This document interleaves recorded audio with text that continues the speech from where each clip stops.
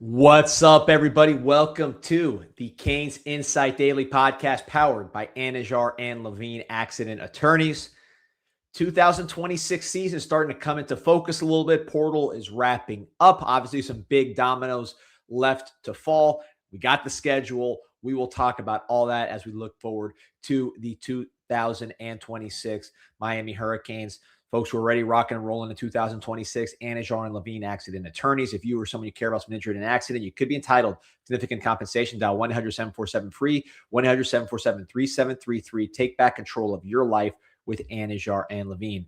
Got Ahmmon Richards on the show today. And as always, we got Pete hopping in. Pete, hop in. D, good morning. Morning, man. Yeah, 2026, we're so focused, obviously, on 25, even into 2026 as we got this playoff thing wrapped up. The portal, that's never really done, or I guess it's not really done. There's still a couple big pieces to figure out. And thankfully, this time, I kind of wish there was a second portal period for a million reasons, including just it's better for content and it's better for Miami because we got a lot of good players there. But feels like we're going to have a much better idea of our 2026 team earlier.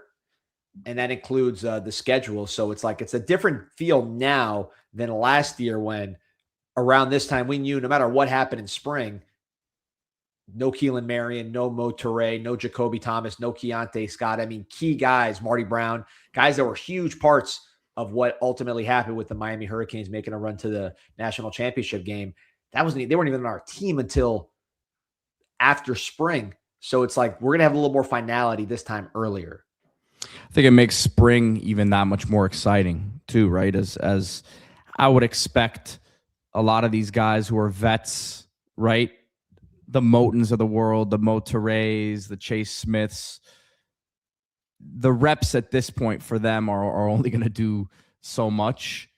You want to keep them fresh. You want to get their bodies to, Mo Toure, he was only, a year plus removed from his knee injury, one of the knee injuries that he had there.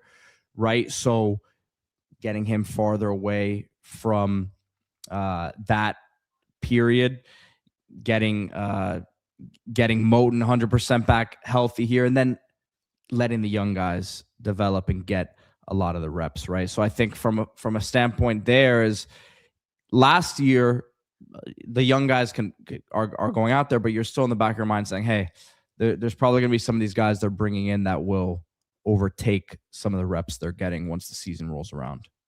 Yeah, no, it's going to be a very, very interesting spring. You're not hiding as much as you used to, right? Because you don't have to worry about getting poached. Appreciate you, Philip Rusamano, upping his Canes Connection subscription. Anybody want to help this team continue to grow? CanesConnection.com/CIS, Miami's official NIL collective, CanesConnection.com/CIS. Nick Isaac asking, what are we going to talk about from April to July? That's recruiting season, baby. That's the thing about the calendar. Now that period is recruiting. Stop the show. What happened? We have some breaking news. Break it. I don't want to break it. You can break it. You can break this one. Do I want to break it? I think you do, my friend. Give me 1 second. I have it shared. Let's see. There it is, baby. Young Money. Let's see here. All right. Let's read the statement from Young Money, APAA Sports. Darren Heitner, quoting the tweet, proud to say I've served as counsel in reaching a fair resolution between Darian Mensah and Duke University. I commend all parties for their professionalism throughout. Let me read the statement from Young Money. Is that Lil Wayne? That's his agency, yes. All right, let's see. Noted legal scholar, Legal Wayne. We are honored to represent exceptional athletes, their families, and in this case, it has been our privilege to stand alongside Darian Mensah and those closest to him. Through close collaboration and principled negotiation, we've successfully navigated an unprecedented path, one that has now reached a fair and mutually agreeable resolution. We commend Darian for his extraordinary professionalism, maturity, and unwavering commitment to making the decision that best serves his future and his family. His approach throughout the process exemplifies the highest standards of character and integrity. With that foundation in place, we are pleased to announce that Darian Mensah, supported by our team of legal counsel and Young Money APA Sports, has reached a settlement agreement with Duke University. Darian extends his sincere gratitude to Duke University for engaging in good faith discussions and reaching this resolution. He wishes the Blue Devils, Coach Diaz, the staff, and the entire fan base continued success in the seasons ahead. The 2025 ACC Championship run will forever stand as a remarkable chapter in Duke football history, one Darian is proud to have been a part of. We remain committed to advocating for athletes and advancing a system that rewards excellence while protecting individual opportunity with respect and appreciation. Young Money APA Sports. So let's bring in Ahmmon Richards here. So Ahmmon, did you ever think that you would be talking about college football free agency legal cases with Lil Wayne? Yes, as the I'll agent? say it for him. Yes, because Ahmmon's been in the business before, so he knows what's out there. Yeah, man. Hey, I was 2021, man. When it first kind of dropped, it hit the streets. Like crack in the 80s, man. I was live in effect then. But it is crazy to hear like the different numbers going around and just like the openness of like guys what they're getting. I mean, it's pretty cool, but just going through that whole process and being on the other side of it as well, like. It's definitely deserved for the athletes, the work they put in, the time constraints they have, the expectations, I mean, it's like the NFL in a way, except we got class, but, put in a lot of work, if not more, on this type of level. So it's good to see, I'm always happy seeing these guys, $5 million, $4 million, $2 million. I'm like, it must be nice, Like Lil Wayne said, no ceilings, no salary caps. No salary caps as well, because this money is going way, way north. But yeah, man, just overall, man, obviously this is the biggest news that's happened in a while, right? So we'll get to it. This just broke right now as you're jumping on. We didn't prep for it or anything, but this means Mensah's now a free agent. Everybody's expectations, he signs with Miami. Just what's your reaction to the news from a football standpoint and what it means for everybody? I mean, it's huge. I know we've been talking about it for the last few weeks, I think everyone was nervous, once all the quarterbacks were pretty much, done for. And, the Emory talks and who's next. And that was a dark time right there. I'm not going to lie. But once, we kind of got wind of the whole Mensah stuff, I think everyone got a little bit more comfortable. And I think you're getting a more pure passer than a Carson Beck.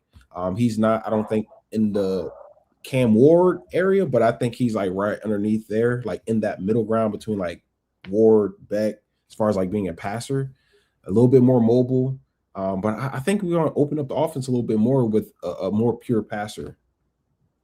Yeah, it's interesting. So we talked about it. I think Beck, from a pure like physicality, arm strength, like driving the ball, I think he might even have him over. But as far as like just being a point guard and like accuracy and like deep ball timing and all just the feel kind of stuff, man, Mensah is really, really good.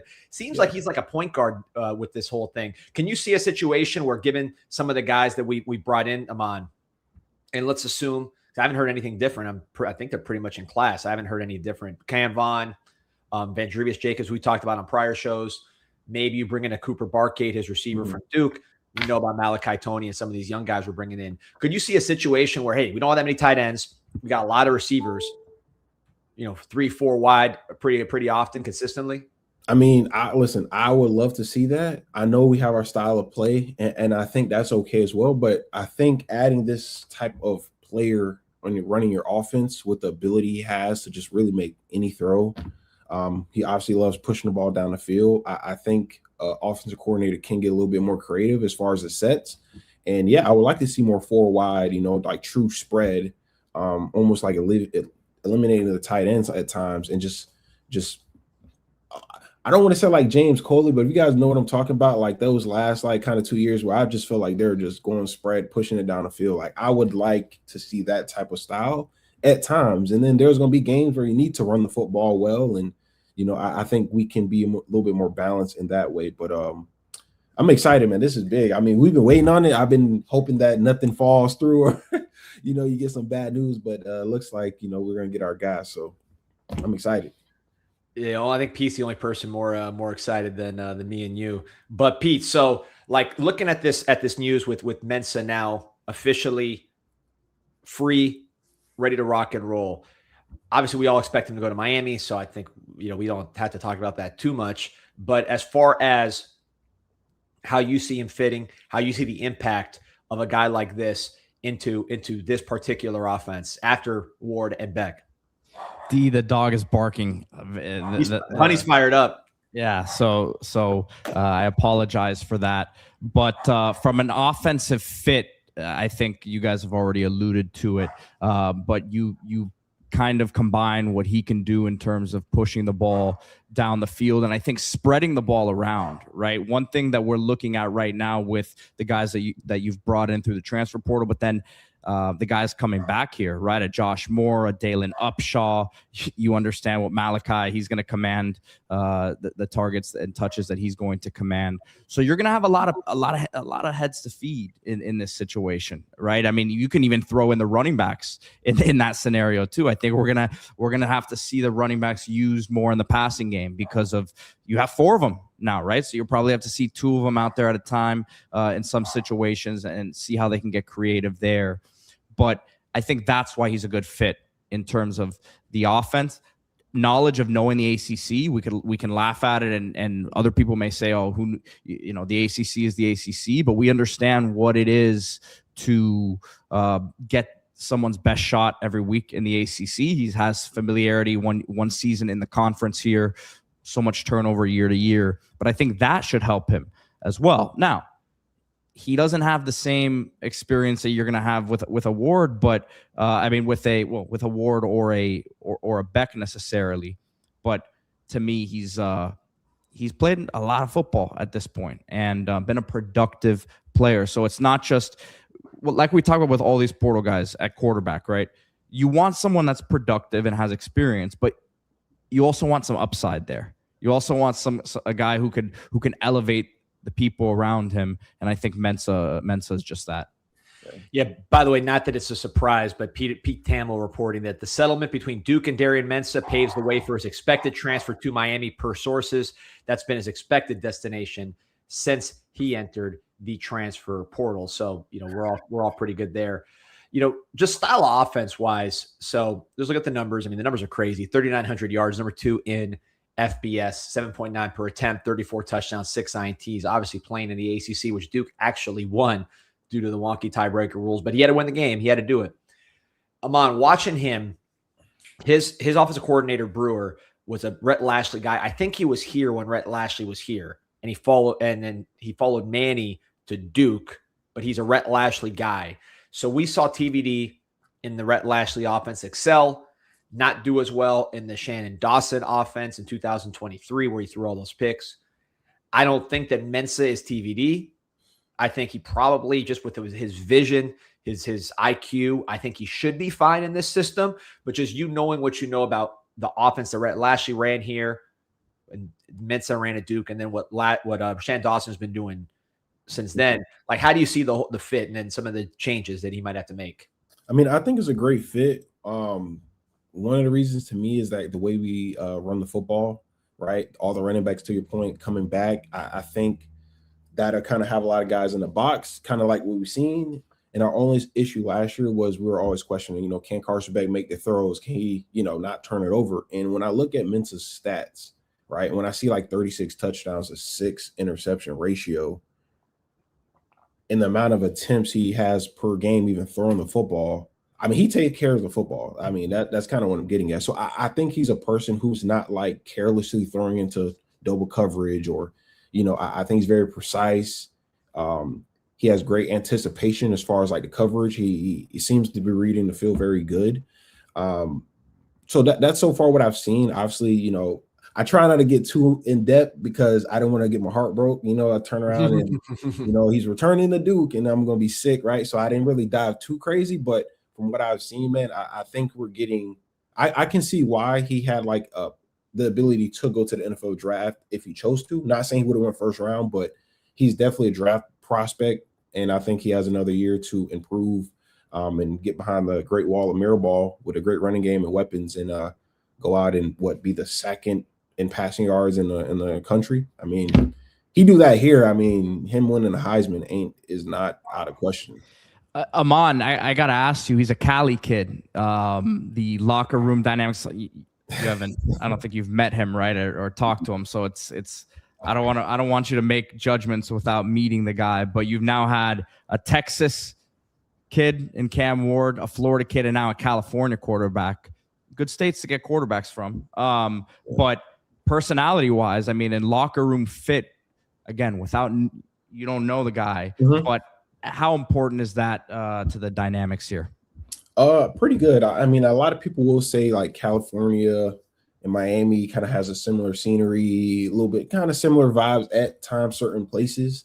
But we got quite a few California guys on the team. I believe Hayden Lowe is from California. From correct, right? Lowe, we got like that. They're putting in the comments O'Connor, and so you got your fair share of guys that's from that area. But the way Mario's recruiting, man, you're starting to get a lot of guys from all different parts of the states, which I think is good. So, but as far as locker room, I mean, how it works, in my opinion, is like, if you're that guy, right, people already respect you when you come in. Like, they're going to give you the benefit of the doubt. Now it's just up to you to just work hard and like just be a leader, right? And we saw with Cam Ward came in, and we saw how he had the immediate respect, and then he gained and won over the team as he went through like that spring period and showed his leadership, how his vocal, competitiveness. And then Carson Beck, same thing. They welcome it open arms. He's a quiet guy. They start hanging out. They start, getting into the gelling with the guys, I should say.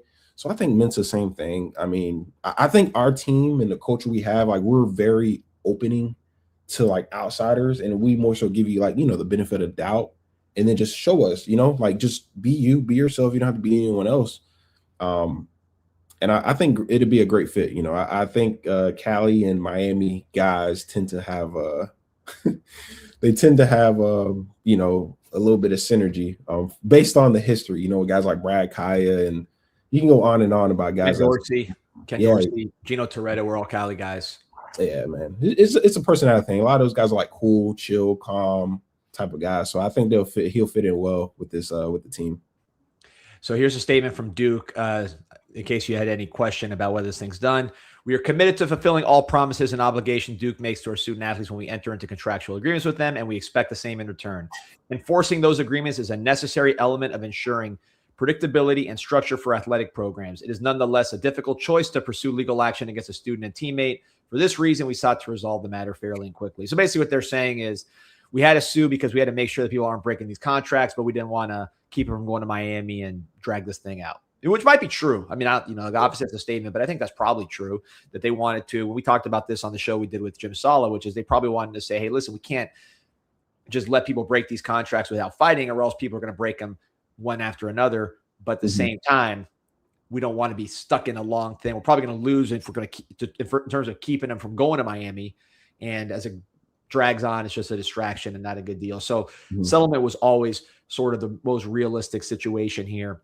Can I ask you a question regarding this? So is this similar to like if a coach were to leave and then the school still buys him out type of thing? Like you still got to pay his contract until he looks for another job or whatever the case may be. Is that somewhat the same lines or same field? Yes, although the big difference is, and that's why it's funny about this, Ahmmon, and you as a player, coaches do this all the time.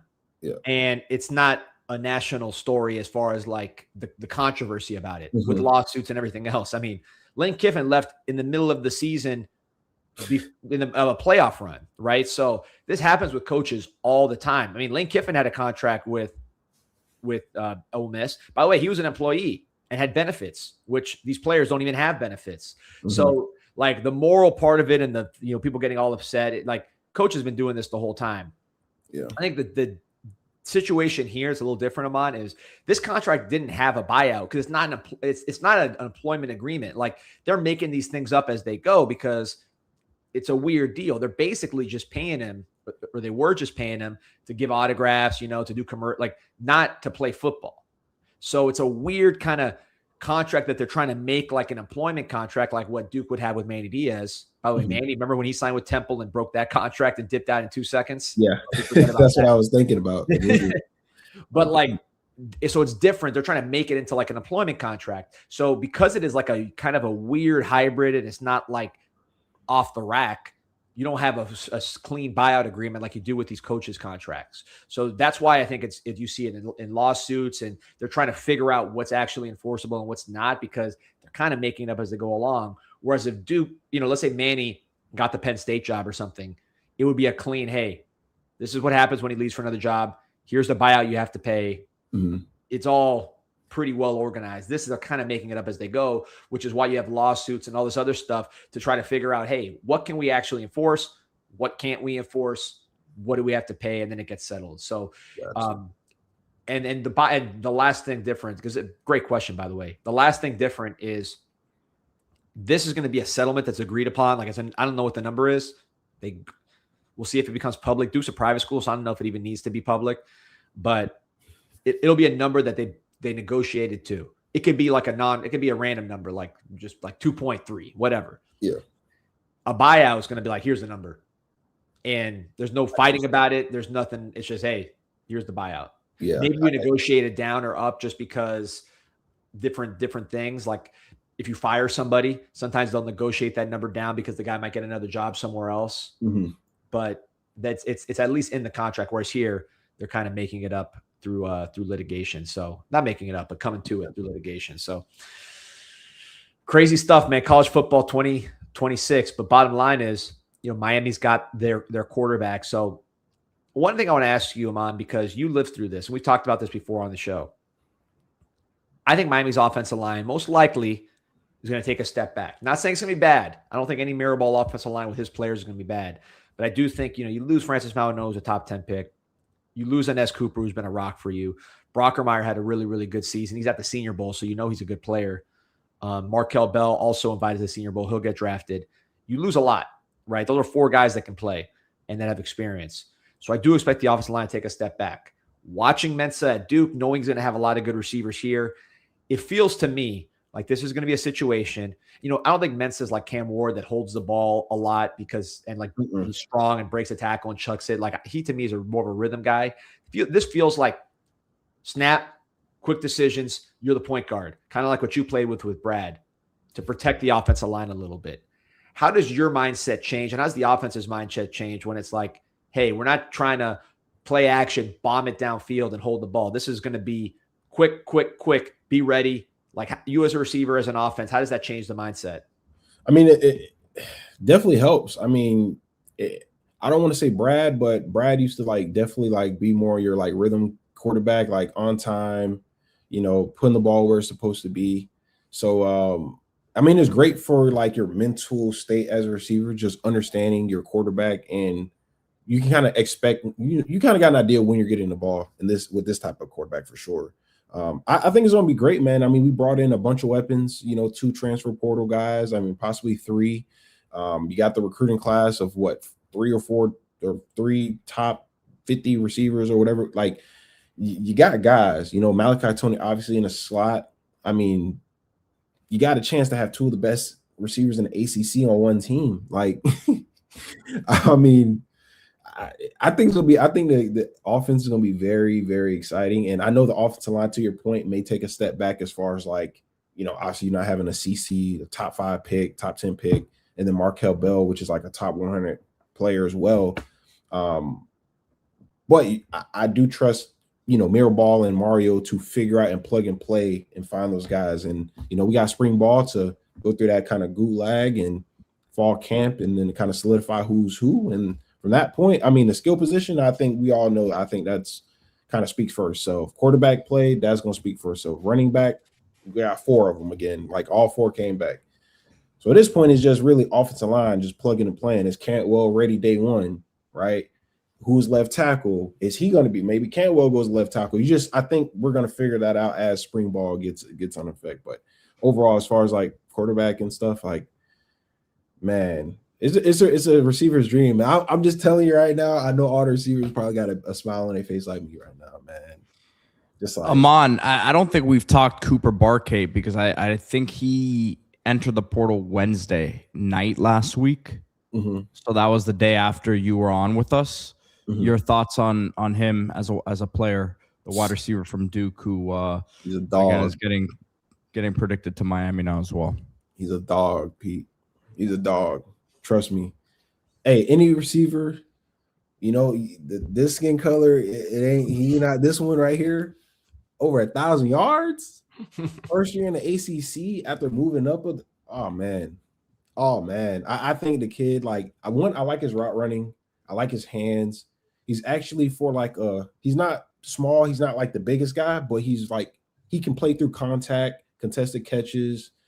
He has some extra juice to him, man, that I like, you know, when I turn on the film. So, hey, just close it up, get it done, whatever it is. But that's a player, man. Like I said, you can have arguably the 2 top ACC receivers.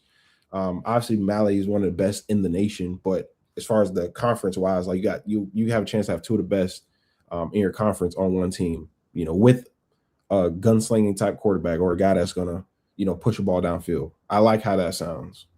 So here we go. You got the comment from Pete Nakos. This just happened. I mean, he's had these productions in there, but he bumped it for a reason, saying I predicted Mensah to Miami, Cooper Barcate to Miami. So we'll see. But Ahmmon, I want to ask you about this because I heard the GM of the Rams talking about receivers, the Los Angeles Rams, because they've done a great job finding guys, Cooper Kupp, you know, Nakua, guys that really play better for them than maybe people expected, right? 3rd round, 4th round, whatever, 5th round picks that become Pro Bowlers. And one thing he said was he loves receivers that can catch the ball with their hands, which is obviously that you've heard that from a million people, but that catch the ball with their hands so consistently and so fearlessly through contact that they don't slow down, that they're catching it with their hands and they are keeping their same speed all the way through. And I think when you watch, at least when I watch Barcate, it seems like he plays faster because he's so good with his hands. He doesn't have to slow down for the ball.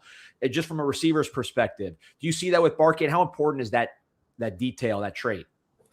It's huge. It's literally the difference between, you know, sometimes a touchdown, a 50-yard catch. You know, if you catch it 5 yards and you catch it in stride, you trust your hands. Like, you're not thinking about the process of a catch, like tucking it, watching it in, like all that takes away from your ability to explode after that.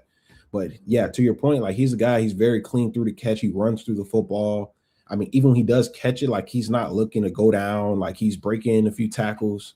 So, I mean, I mean, look, I don't know his draft grade and projected, but I'm pretty sure he will definitely be a draftable player probably after next year, after this season, because I think that would be his 3rd year or so. I'm not really sure, but a lot of game. He has a lot of game. I'll say that. And someone even said it, and I was thinking about it, and I didn't want to throw it out there too soon, but yeah, man, he definitely reminds me of like a bigger, faster version of Restrepo. Like as far as like how they catch the football, like they're a little, I'm not gonna say twitchy, but they have football savvy, right? They can slither through, you know, they get spun out of tackles and stuff like that. Very, very smooth. And also when the ball's in the air, just like making a contested catch, late hands. Like I've seen a lot, like a whole lot of different things from this guy. So I'm excited to have him in the room at some point if he commits. And I think, again, I always say this, the only way to continue like ascending as a program, you have to litter the bottom guys. Like they have to be just as talented as your starters. Like, and I think we're trying to see, like we're plugging and playing, like our backups could arguably start for a lot of teams. And I mean, we see a lot of these guys going to SEC teams, you know, damn near 3-4 guys just went to NC State, probably going to be starters there. So, and those guys weren't really playing for us, you know, so I think we continue to like elevate the rooms, right? Bringing in these type of talent, recruiting at a high level, man. And the best guys are going to win the job. And I think that type of competitive nature has you in games like the national championship. Comment from Beast Mode, Kane, appreciate your support. Says we could have Black Jesus and White Chocolate as our wide receiver duo. It's not going to be a duo, man. It's going to be a lot of players in the mix here. And that's what I wanted to ask you, Ahmmon, is like the dynamics, right? You have Malachi Tony, who he knows he's a team guy, but he knows he's one of the best players in the sport, period. He's coming in established next year. This guy, Barcate, if he comes in, is Mensah's boy. They're both from California. I think they might even be roommates. They're tight. And, of course, on the field, that's who he looks to. You're also bringing in 2 new guys with Vaughn and Jacobs, plus all the talented guys you signed. Just the dynamics. I remember when Restrepo and TVD were roommates, and that was kind of the whole internet thing. You remember that online, that whole nonsense. I mean, obviously Restrepo showed why he was getting the ball, but that's something that's going to be managed, right? All these different guys that want the football. Yeah, I mean, look, that was a funny time, man. I remember, yeah, people were definitely crashing out. They wanted Restrepo off the team because he was getting the ball too much. I was like, what? But yeah, I mean, look, I think in that day and age, like with TVD and X, I think it was coming at a time where I think Tyler just came off that year where he played like the last like what 5 games or something like that, went crazy. And I think he just kind of saw like a safety net in Restrepo. He just kind of like abused it in a way. I think Mensah, based on what I'm seeing on tape, like he definitely spreads the ball around. And I don't think he's looking for favors. I mean, he's just throwing to the wide open guy, in my opinion. So I think it's a good chemistry to have. If I project this guy's going to probably start for us, the receiver, Barcate. Having that connection already between a receiver and quarterback, I think is not going to hurt. And then you throw in a loop of Malachi Tony in there. Talk about opening up the middle of the field or making defenses bracket him. Like the amount of opportunities other guys are going to receive and the type of the way we can open up the offense is definitely going to be exciting to see. Obviously, OC got to take advantage of those type of things, but I don't think it's going to hurt, man. I think that's good for the locker room. 2 guys are transferring to a new spot. So both of them are going to be learning the new team, and new teammates, a new system a little bit. But you got to have, I think that chemistry is going to help us, man. I can't see how it would hurt unless, Mensah is just some like psychopath and just says, I'm not throwing nobody else. I'm not hanging with no one else, but I don't see it as that. Well, and remember, this is now, we didn't have Ward. We had Ward in spring, but we didn't have Beck healthy. So he wasn't getting that connection with the rest of the guys. It's not just Barcate. We understand he's coming in there with that connection, but yeah, shoot, Malachi Tony only got how long with Carson Beck? Yeah, before the season last year, and they were on point. So imagine what it could look like with Mensah and some of the other guys as well. Yeah, the biggest thing I like about this whole acquisition and settlement that's going on right now is that we will have our starting quarterback and another starting receiver, but mainly the quarterback in spring football.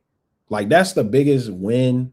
And we saw how I'm not gonna say impacted, because obviously I think we played well in the beginning of the season, like we're ranked number 2 and all that stuff. But just imagine if Carson Beck didn't have the injury, he probably wouldn't be here. But let's just say the injury, he was able to practice during spring. Like imagine all those extra practice, 15 or whatever, 16 extra practices you get to get that chemistry down. And yeah, you can talk on the whiteboard, you can watch the film, but there's nothing like lining up and going against another defense in live like game situations, and going through those type of growing pains.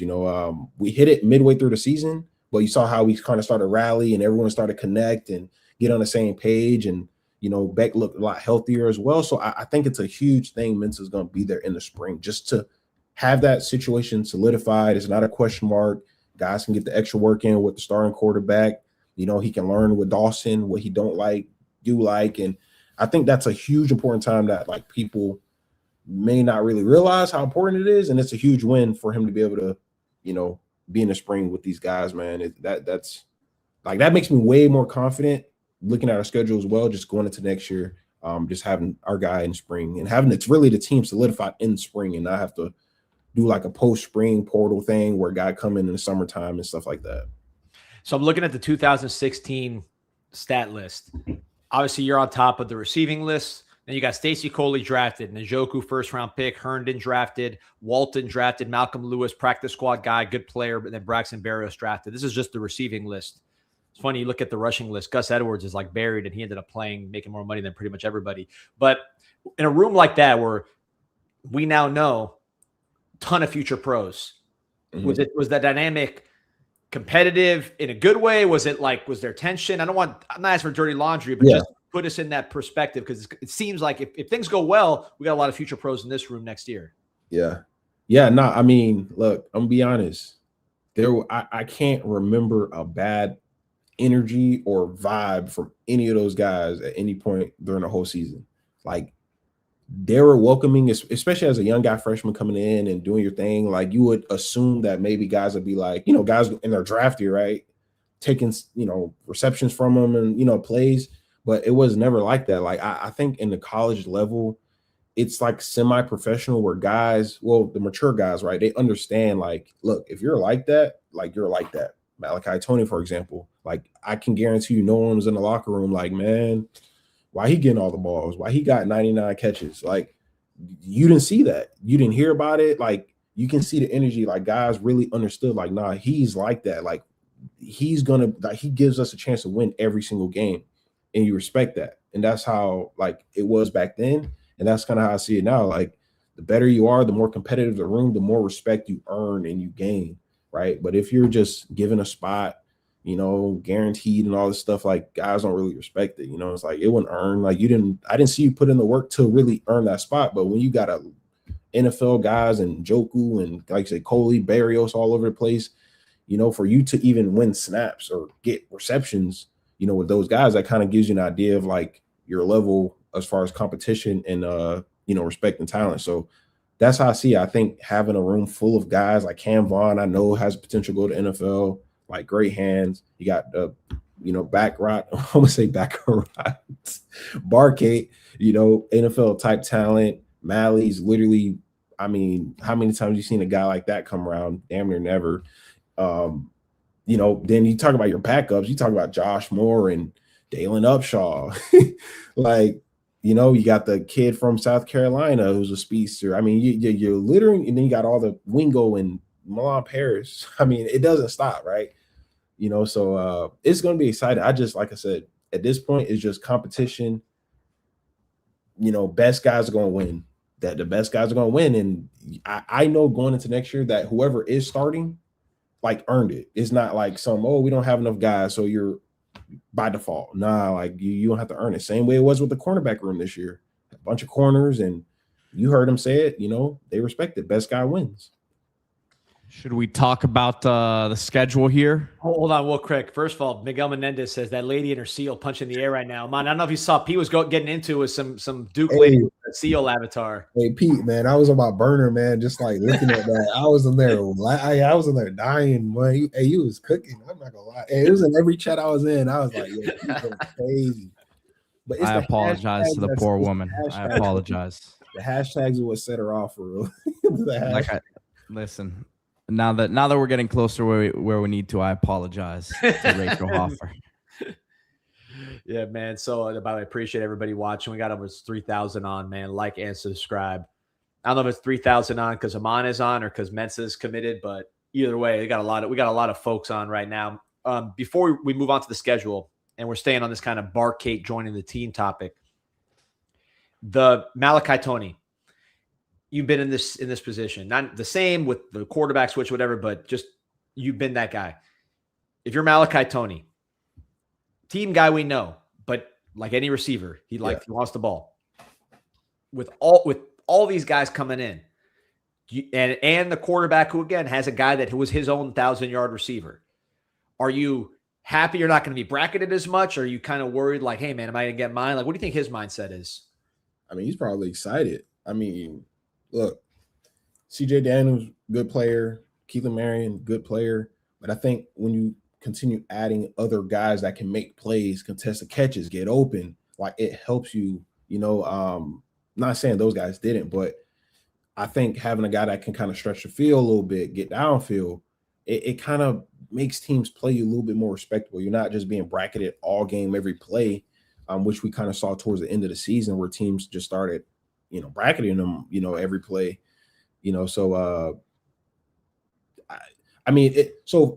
what I would say for Malley is just continue doing your part, like, play your game, continue, you're like, the ball is going to come his way, right? Shannon Dawson's offense is, for the slot, right? So he's going to always get his targets. He's going to do his thing.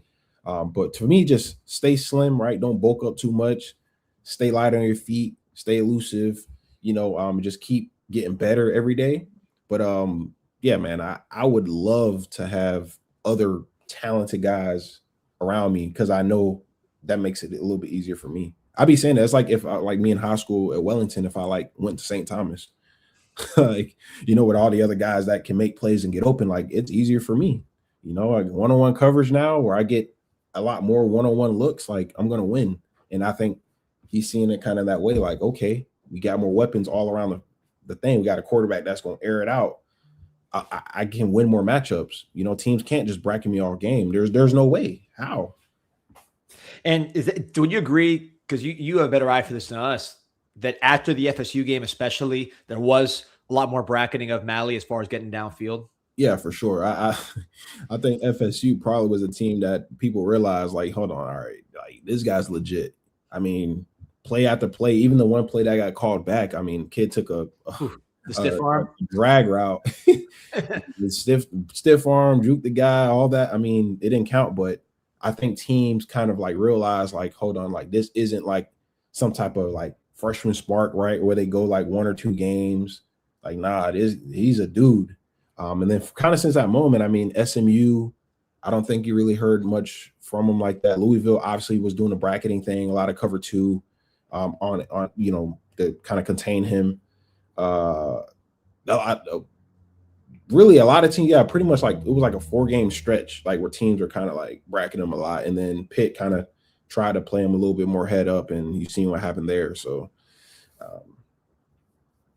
so listen, I'm going to talk about a couple of our friends here, and then we'll get into the schedule. So take a breath, drink some water, and maybe if you're really feeling good, like a lot of people in this chat, Papa's Alternative Brew. Papa's Alternative Brew is your can of calm after the chaos. From 7.5 milligrams to 10 milligrams of THC and a splash of hops in every pour. It's the buzz without the booze, the chill without the hangover, relax without the tax. I've had this. I had a bunch of them. My house is overflowing with them right now.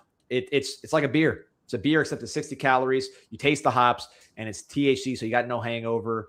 It is like they say, the buzz without the booze, but definitely the buzz. It's not like O'Doul's, you know, where you're just drinking for the taste. You're drinking for the taste and you get the buzz. The American Unwind. I know there's gonna be a lot of happy Canes fans, so order your Papa's Alt Brew today. It's PAPAS Alt ALTBREW.com. Our boy Nick West, CanesInSight Chat Daily member. And he's the owner of this company. They deliver all over the country, including to the state of Florida. So get your PapasAltBrew.com for the Papa's Alternative Brew, all the different flavors. Celebrate this very, very good news. And if you want to pass the time between the end of this show and the commitment tweet, the bat signal, go to KashKick, KashKick, and give your free time a raise. KashKick is in the App Store. 4.5 plus average rating, 1.5 plus million downloads. All your games consolidated right there on your phone. You browse around, do surveys, all these different things, just playing games. You are making money on the side, going straight to your PayPal, all legit. Again, 1.5 million plus downloads, one of the biggest apps in America. That's KashKick, KashKick in the App Store. All right, so the news we thought we were going to talk about today, I'm glad we got interrupted because some really, really good news, is the schedule, man. So, you know, Pete, pull up the schedule here. I want to get your thoughts as well, but it's a wonky one. I'm curious for just from a player perspective, but some key notes here.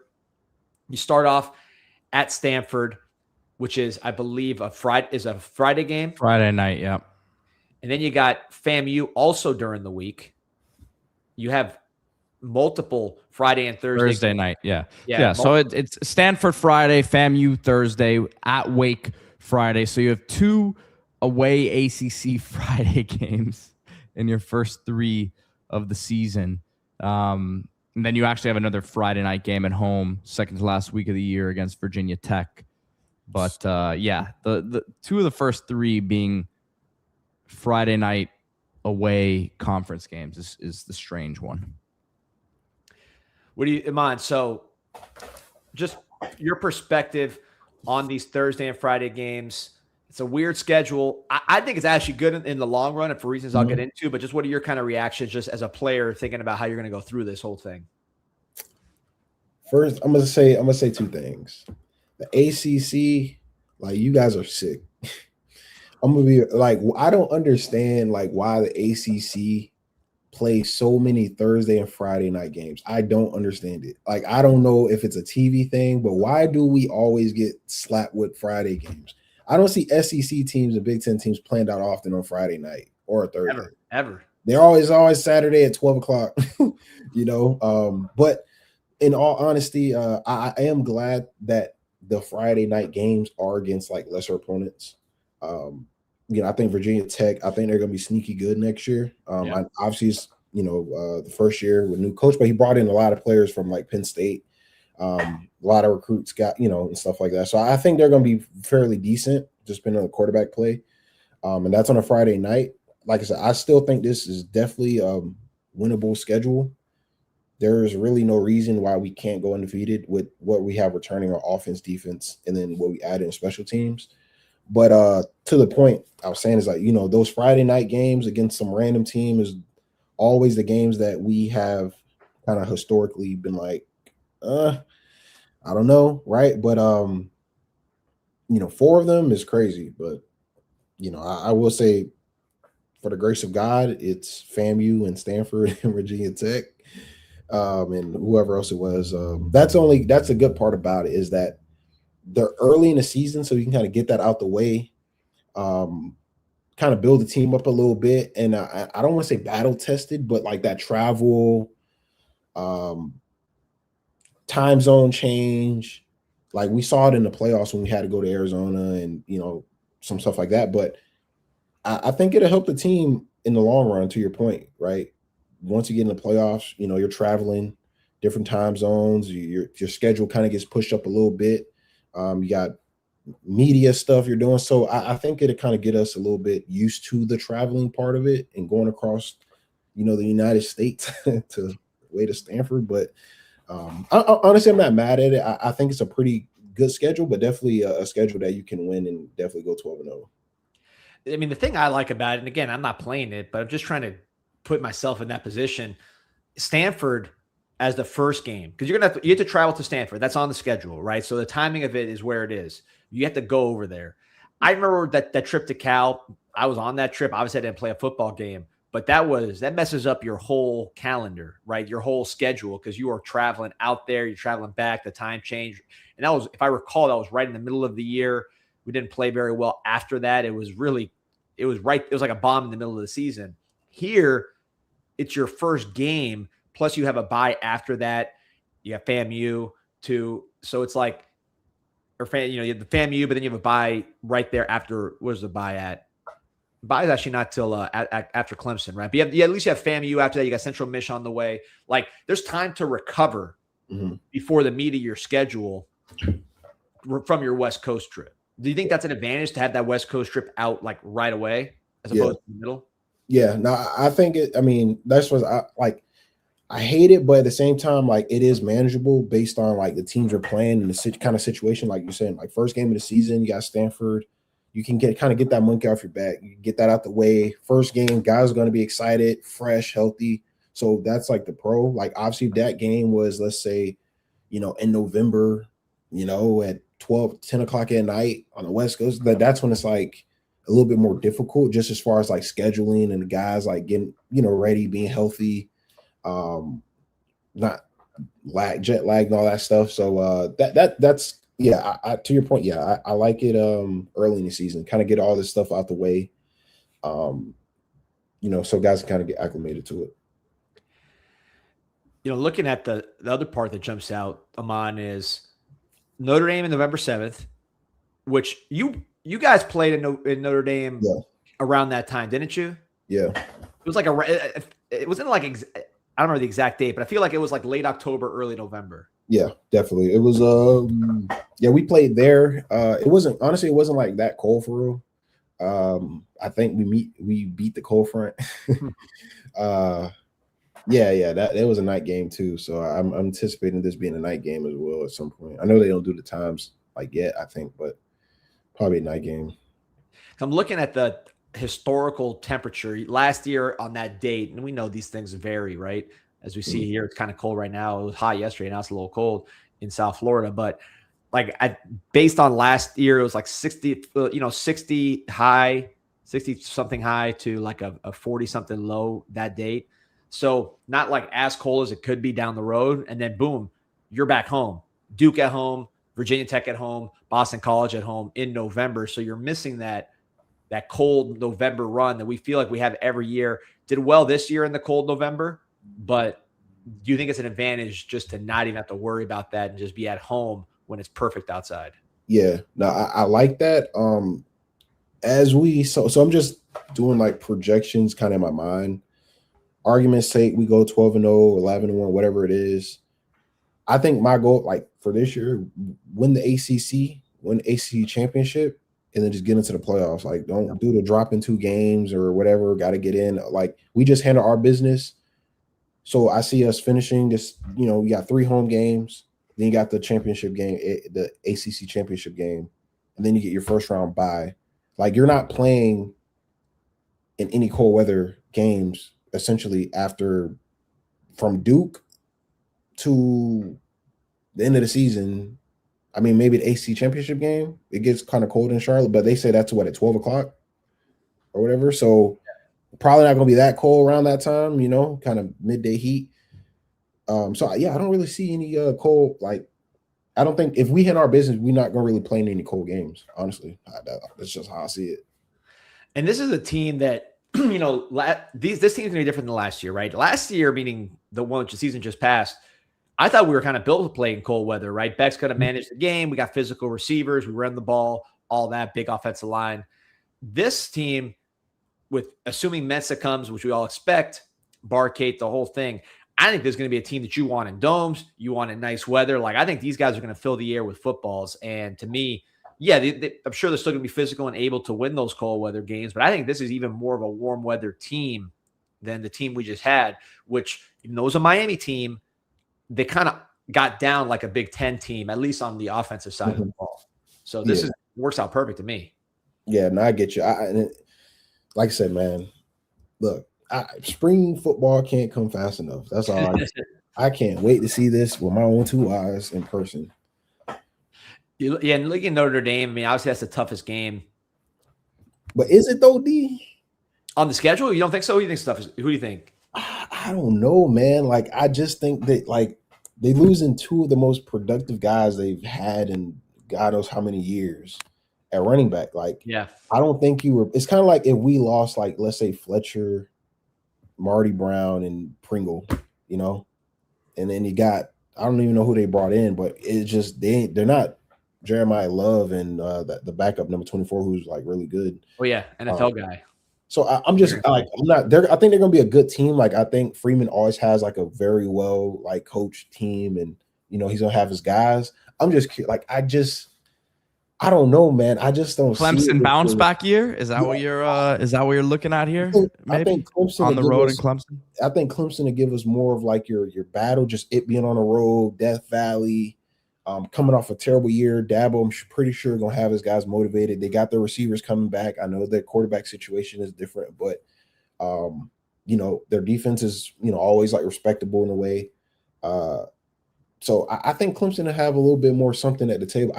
Notre Dame, man, I don't know. Losing that running game is like, I mean, I think that's, I'm not gonna say catastrophic, but it's hard to replace that like the very next year. You know, and I don't think they signed like a top running back. Maybe I'm missing something. I don't think they. So here's the Notre Dame story, as far as I can see. I agree. I think the biggest problem with losing their running backs is that those are their 2 most explosive players. So not only did they lose their top 2 running backs, these are their guys that make the big plays, right? Because Jeremiah Love he can go from anywhere, as can Jadarian Price. He returned kicks for touchdowns. So both of those guys were their most explosive threats on a team that Notre Dame historically has not been the most explosive team in the world. So those are your 2 explosive guys. They're both gone. Mm-hmm. They've done a good job of, and I think they did a nice job in the portal, man. I mean, I'm a Marcus Freeman fan, not a fan of his, you know, his hairstyling with the dye dripping off his face. But as you know, as far as a coach, you know, the guy is a good coach. And what they did in the portal, they got Tion Gray from Oregon, who's a good young defensive lineman. They got Francis Brew, I don't know how to pronounce his name, but smaller guy. The tackle, right? From Pitt. He's a solid player. They didn't have the greatest defensive line last year. They fortified that. They bring some guys back. Keon Keeley, who was a former 5-star, goes to Alabama, had shown some signs of life. Now he's going to Notre Dame. They got some good guys in the portal, but offensively, I'm not sure they're that dynamic at receiver. I love CJ Carr. I think he's a real deal player, but the explosive factor is going to take a step back without Jeremiah Love and Jadarian Price. Can I cook really quick? Please. Look, last year, this is why I can't listen to people that hype Notre Dame. because last year the only thing they told us last year was that they got the better quarterback, they got a better running back. They went through all their position groups and was pretty much telling us how we don't have a chance. We don't have the trenches like they do. They got this lineman. They were up for this award last year. None of that matters, fam. Like at the end of the day, they just lost two of their best players on the team and pretty much damn near all their production on offense outside of their quarterback. The receivers weren't good last year when people hyped them up last year as well.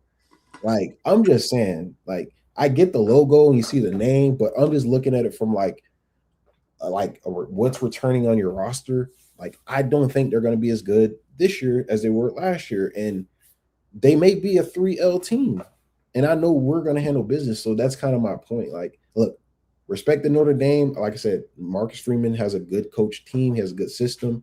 But, fam, like, he's saying he got Ohio State wide receivers. Like, what are we doing? Man, like, they didn't play at Ohio State. Yes, they were behind 2 first-round picks. Okay, great.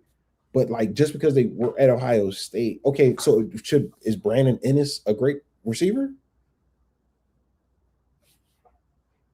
Like, what are we doing? Is Ohio State the epitome of wide receiver playing college football now? Is that what we're doing? You know, you think of FSU. Remember when FSU got like an all-star team of 5 stars that didn't play elsewhere?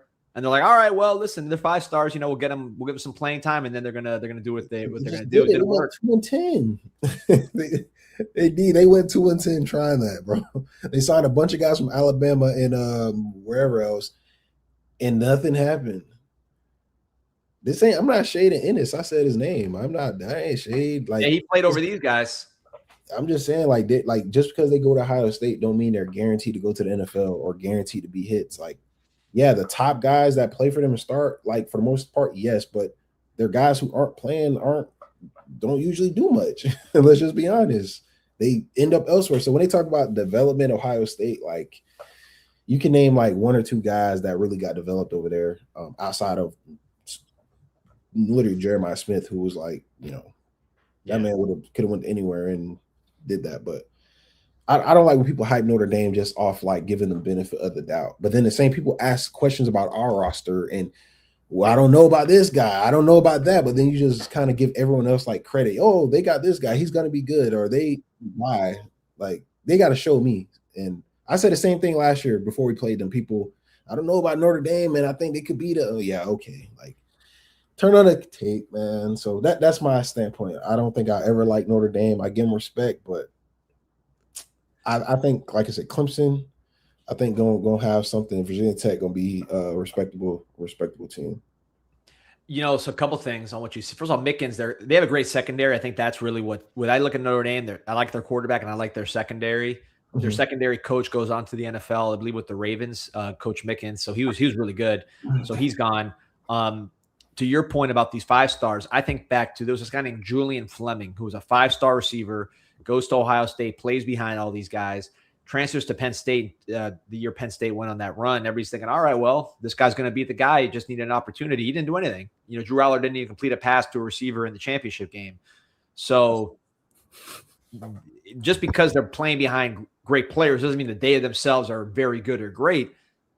They're not playing. Like, you don't know what they've got. So I'm with you on that. I do think Carr is going to be tough. He was tough for us this year. We don't got Ruben Bain and Messidor to chase him around again. We have good players, but that's going to be a question mark on our end. But we got to have some time to get ready for it, man. It's not like last year, man, we played Florida State rivalry games. I don't care what you say. Those are going to be intense games. Florida State being on the road. USF, which was a good G5 team. Notre Dame. And then, you know, pretty tough ACC schedule. This schedule, to me, I don't see any way anyone could argue it's harder or as hard as last year on paper. Pete, I don't know. No SMU, no Louisville.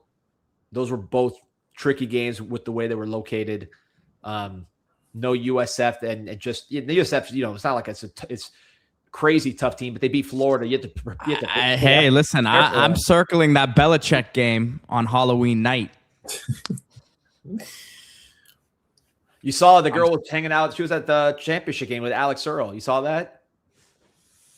The No. Beck's girl or Belichick's girlfriend was out there with Alex Earl at the championship game. Man, I don't think Bill is serious, man. I think I think Bill enjoying this new chapter in his life a little too much, man. I don't think he worried about the X's and O's, man. He worried about one O, and it ain't the one on the field. He worried about one though, but how hot would a girl have to be to have you go into adult cheerleading competitions as a spouse? Talking about like in your, now that you're a grown adult here. Man, you better be Jeff Bezos' daughter or something. Like, see, he didn't even go for the. He wasn't even talking about the looks. He went a completely different way with it. It gotta be something ungodly, real. Like, what do they call the stay-at-home dads and shit? It gotta be something. Let me start a fake business or something. Give me something to do during the day, but. Yeah, no. Dave Chappelle when he was doing karate classes when he was married to Oprah. You ever see that on the Chappelle show? He knocked up Oprah and he was doing like karate classes at home, like doing paintings and stuff. That's crazy. I didn't see it, but that's of the sort for sure. But Bill, man, it's a like I said, in my mind, like as a player, he's just not serious, fam. Like he's not there at UNC, in my opinion, to like go win a national championship. I think he's in there just kind of giving him something to do, like kind of staying busy, but I don't think he has like same fire or drive or want to win like he did like in the NFL. And I know when he first joined, people, were hyping it up like Bill Belichick, like he's gonna, run the ACC. Like, what do you mean ACC quarterbacks, Bill Belichick? But as we have grown to know that NFL and college are played two different kind of ways, and I think he's just kind of on his the final chapter, just kind of coasting a little bit, enjoying his time with his young girlfriend. So, and one thing is Mensah played Belichick last year, won the game 32-25. Didn't have a crazy statistical game, nothing bad, but 20 of 33, 175 yards, a touchdown, no picks. But they scored 32 points, won the game. So he's seen that whole defense before. It's not that won't be new to Darian Mensah, assuming he is Miami's quarterback next year. So. Yeah, man, we'll see. They lost their quarterback too. Duke got big boyed by Wake Forest on their quarterback. Wake Forest came and took their quarterback just like we did to Duke. It's not good when UNC is getting big boyed by Wake Forest. We got to see that guy ourselves, Gio Lopez, in the first month. But Duke, UNC, that's a tough one. I mean, look, I always tell people, man, the ACC, it's a conference where I feel like you'll get your ass out schemed before you get out physical. That's what I always believe. Like, that's why you see these upsets on random Friday nights and Saturdays. And, team that's 3-4 could beat a team that's undefeated, like Clemson, lose a Duke. That's just, I feel like you go out there playing games, right, and being predictable, you'll get popped in the ACC for sure, because I think it's more of a scheming thing versus like outright talent. And we saw that last year. We look way more dominant versus Big Ten teams and SEC teams than we did ACC teams. What does that tell you? Listen, it looks like by the time we do our next show next week, Ahmmon, we might have the 2026 team locked and loaded. So a lot of film to watch, a lot of smack to talk to rival fans. It's a lot easier this year, a lot more ammunition this year in the spaces and on Twitter. So we should be in good shape. But always, man, appreciate you joining us, Ahmmon Richards, the People's Champ. I appreciate it, man. Go Canes. I'll be back next week, and I'm gonna tune on as soon as we get the official commitments and stuff. Then we'll go dive into the tape. I'll come back with some more stuff I notice and see. I'll give some a little bit more insight on these guys. Love it. All right, man. Be good. All right, man. Thank you. Yep. Oh man, Pete, big smile on your face. I know. Listen, we've seen so many things. Watch this guy go and sign with some other school now. I don't think that'll happen. But we've seen so many things, man. We've learned to just kind of be excited about these things, but you got to kind of see it through, right? So that was a good notification to get here this morning about Mensah and Duke reaching that settlement, official, ink dry. If they're talking like this, if Duke's making statements, that means ink is dry. This thing's settled. There's no boxes to check. It was announced at 9 a.m. sharp, so you would have to think they didn't come to this agreement this morning. So, yeah, man, I think this, obviously, I think it's been a very confusing process for Canes fans because as soon as you hear the temporary restraining order and they're not letting him enroll in another program and the deadline passed for enrollment, like a lot of these things were hard to understand for Canes fans. And obviously, it's not a normal situation here. But at the end of the day, looks like Miami's going to get their guy, and he'll hopefully be enrolled here soon. We got our girl lawyer, W6Z. Duke and Court, complete waste of time. Listen, I'm sure Duke got a little bit of money out the deal. I think they wanted to accomplish just a deterrent so people don't break these contracts all the time. But ultimately, the status quo in college football remains that the big boys are big, the little boys are little. Miami, with this season, we always knew we were a big boy in the spending category. But I think now, with the season they had, they've established, and with Cam Ward, what he did last year, they're big boys in the spending category, but also big boys in the development category. Hey, you come here, you're going to accomplish your football goals while also getting paid, while also being in, the most beautiful city, the best city in the United States. So Miami, if you're how we used to remember when we would get these guys, Pete, committed sleepers before the portal in the recruiting process, you get guys sleeper commits, and you're like, man, I really hope like an Alabama doesn't offer this dude, or some one of these big boys comes and takes him. Right now, to me, that's the story with Miami, that like you're hoping Miami doesn't try to get your guys because money, opportunity, development track record, winning track record, city, SEC not what it was. I mean, we're the scary team for these other teams right now, and it's kind of cool to see. Yeah, we keep saying it. It's like, what's the negative recruiting pitch against Miami right now, especially with, I think you're going to have a lot more ammo here with Ruben Bain getting drafted highly, with Mesidor, with Francis Mauanoa, because there's Cam Ward was a transfer. He's not a homegrown guy, if you're a high school recruit. The Cam Ward thing got rid of a lot of the quarterback propaganda that was out there about Mario. I'll use that word, right? So that's, to me, where if you're a top level portal guy or a top level high school kid, that Miami has the resources to compete with the best, and then the on-field product, the development, all of that stuff matches, which is it's tough to lose recruiting battles like that. We'll see how the high school class goes, because obviously that's been something that I've talked about a lot, but portal has been money every single year. No doubt. And I think high school is going to pick up here in a major way. You talk about Matthews, Nick Lanier, those 5-star local kids. Miami in great shape for both of those at premium positions, left tackle and wide receiver. Left tackle being, to me, what you got to get in the portal, in high school. Well, we're learning here, and every year I feel like it's more and more clear. You look at you look at the portal, Pete, this year. Seton was a nightmare. I mean, I hate that we were involved in that because it was a disaster. Process was run like a joke. You end up paying a huge amount of money, LSU does, for this player who you don't trust the kid. That's not a game you want to be playing. And Miami was in it. So obviously Miami had some years where they didn't recruit well enough at offensive line to even have to worry about a Seton, right? They recruited like they did this year, 3 years in a row. We wouldn't be talking about a Seton. So that's a game you don't want to be playing. The portal offensive line game, portal defensive line game, Miami nailed it with Damon Wilson, but it's not something you want to be doing a lot of. We have a lot of homegrown guys. So you could laser focus on one, but you didn't want to have the desperation at that particular position. Quarterback, even with all the adversity and the scary moments, you end up landing the best guy you could get, pretty much. So, and I would take Mensah as a passer over all the guys that right now, I think the ones ranked ahead of him would be Sorsby, Levitt, and is anyone else ranked ahead of him?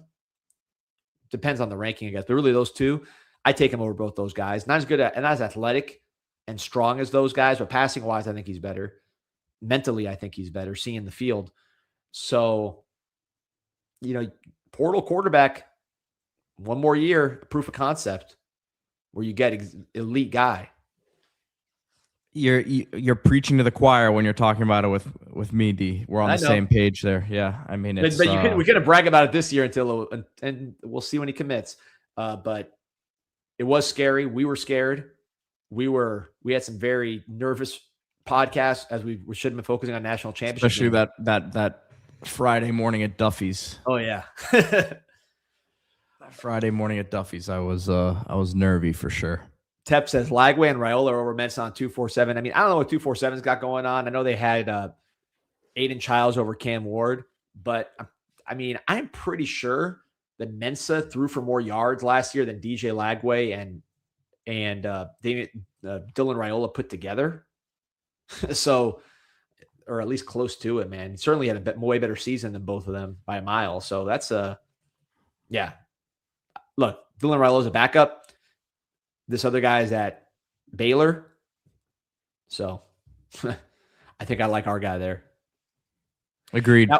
Now, one thing I'll say, though, Pete, and I want to get your thoughts, because this is the 247 excuse, is that they go by NFL prospect today.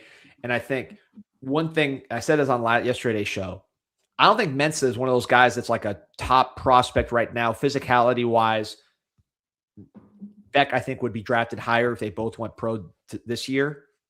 But I think Mensah college-wise, and he could still be a higher pro prospect as he develops here. But like college-wise, throwing the ball, winning games for the Miami Hurricanes, completing passes, throwing touchdowns for the Miami Hurricanes, I think you're talking about an elite college quarterback at the minimum. Yeah, I think Beck's, I keep going back and forth between Beck and Ward, but Beck's experience, right? And at the end of that, record is going to mean something when you go to the NFL. And I don't know that he's going to be asked to be a starter right away. So he's going to be asked to come into a situation probably and be a backup, I would imagine. So I think that's going to go a long way for him there. Just the physical stature, him being a year removed at this point from the surgery, and how he just helped navigate the team really throughout that run, right? You understood that he had a lot of talent around him, and the defense was doing what they were doing, the run game, the offensive line, and all that. But if he gets the right situation in the league, he can be looked at as a guy that can, be a stabilizing backup, I think, right away. No doubt. We'll be watching that. And we'll also be watching our boys at the SCO, Miami Hoops, tomorrow at 9. I'll be out there. 9 o'clock game in Miami is going to be interesting, but my kids will be asleep, so maybe it's easier for me to get out there to the SCO. You can get your Miami Hurricane basketball gear and, of course, all the football gear, everything else at the Miami Hurricane team store, MiamiHTS.com. If you're not local or if you just want to order, promo code INSIGHT20 will get you 20% off your first item, whether you're in store or online. MiamiHTS.com, promo code INSIGHT20, and get your gear. Support Jay and the boys, support JD and the boys, and of course, commemorate this incredible run. Got a feeling we might be doing some more shows in short order, Pete. So get your rest, eat up, get your lift on, and we'll be back doing this soon. Walk, honey. Go Canes. Go Canes.